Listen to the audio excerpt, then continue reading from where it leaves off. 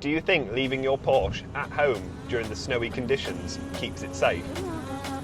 Well, watch this.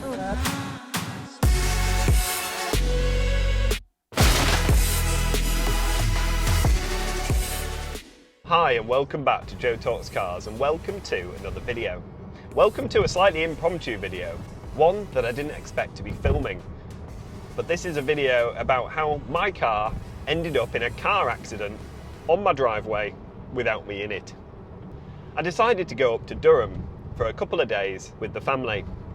The weather has been horrific in England, pure ice everywhere and really lots and lots of snow. Not ideal conditions for a Porsche. So I did what everyone else does, I left it at home. I took the Golf GTI, it's a lot better on snow and less expensive if it goes wrong. I thought the Porsche would be nice and safe, tucked up on the driveway, out of the way of gritters and people sliding past in their cars. Little did I know, after just arriving in Durham, I'd get a phone call from my father-in-law telling me that the Cayman had tried to escape from the driveway. The Cayman was okay, but the gates hadn't fared too well. And as you can see in the pictures, the car made a very good effort at trying to escape. Before anyone asks, I did park the car on what looked like slushy, icy, sort of wet driveway. I didn't park the car on sheet ice, because that would have been inevitable what would have happened. I was about to take it out one day and thought I'll move it back into the sun, defrost it, and take it to work. That night I decided actually the roads probably weren't very good and the gritters were out in force, so I thought I'll leave the Cayman at home, it'll be fine. Left it on the drive and it sat there for 3 days in the position where it was. In the morning it looks like the temperatures had got a little bit warmer and started to melt the snow. They then revealed a sheet of ice which the car was perched on. And, well, the results were inevitable. Bye-bye Cayman. It tried to bolt out of the gates of the drive.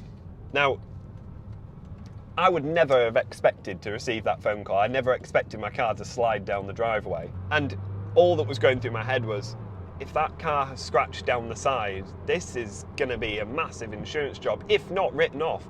If you get a nice gouge down the side of a Porsche, I don't know what the repair bills would be.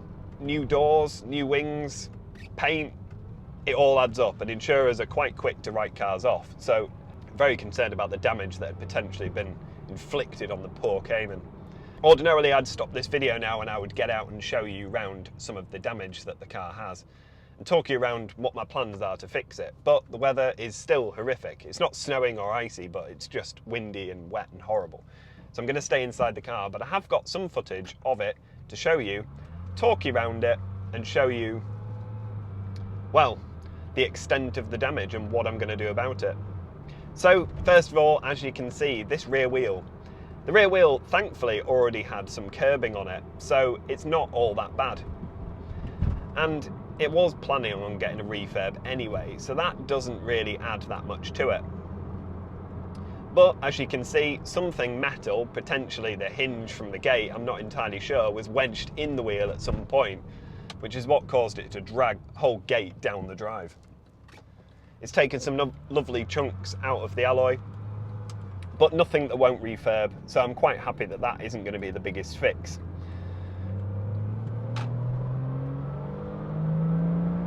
Never gets boring. The other thing that you can see on the car is where the gravel rash protector is. The little bit of plastic that covers where stones are likely to hit the side of the car. That has also been peeled off and it's taken a little bit of paint with it. It's not the end of the world. I think I was planning on getting some new stickers to go on there anyway. They were going a bit yellow, so I think a bit of a touch up of the paint and apply those, and it won't be the most expensive fix. But thankfully, as you can see down the sides of the car, there's not a single mark. It never touched any part of the car, which is crazy. I expected it to have scraped down all one side. It shot through a gate, for Christ's sake. But no, not a single mark down the door, or at least from what I can tell. Annoyingly, the car is so mucky at the moment, it's actually quite hard to see the true extent of the damage, and until I get it cleaned, there might be little things that rear their heads. But overall, it's looking pretty good. The same story goes with the other side. So the car is looking a little bit dirty, but you can see there's not that many scratches. Where the bulk of the damage is round the back of the car. So unfortunately the rear bumper did take the brunt of it, and it's pretty obvious that it's going to need a repaint. I'm hoping I'm going to get away with it and not need a new bumper. Hopefully it's not deformed it or bent it in any way, because these are plastic bumpers, but it definitely needs a repaint. You can see it's scuffed at both sides, and pretty much everywhere else there's little scratches and paint is blistering off. So yeah, a repaint will be needed on that rear bumper. And of course, I'll need a new front gate because it's just smashed it to smithereens. So yeah, the Cayman got off extremely lightly, and I am so thankful that it didn't damage it any further. And more importantly, no one was walking past and no one was driving past. No one was injured, because it could have been so much worse. If someone had been walking past those gates when the car burst out of it, it could have been so much worse. So we are very lucky. It's quite a busy street, and we are just very lucky that no one happened to be at the bottom of the gate when that happened. But anyway, like I said, this wasn't a video I intended to make, but it's now going to create more content.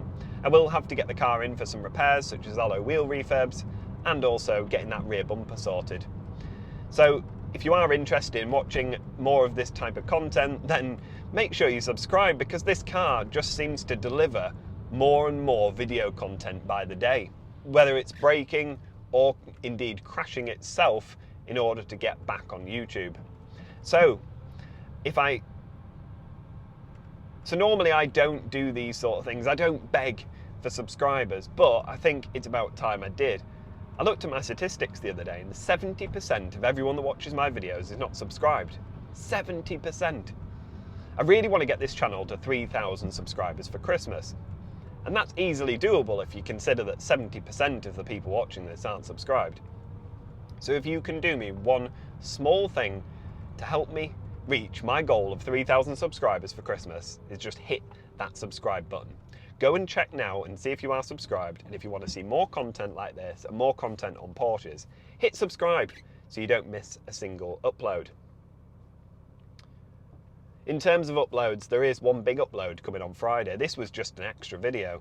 So on Friday there will be the launch of my Christmas special. It's a video I've been thinking about and working on for quite a while, and it will be uploaded on Friday. Bit of a recap of the year and some of the highlights from my year on YouTube. So make sure that you tune in on Friday and watch that video.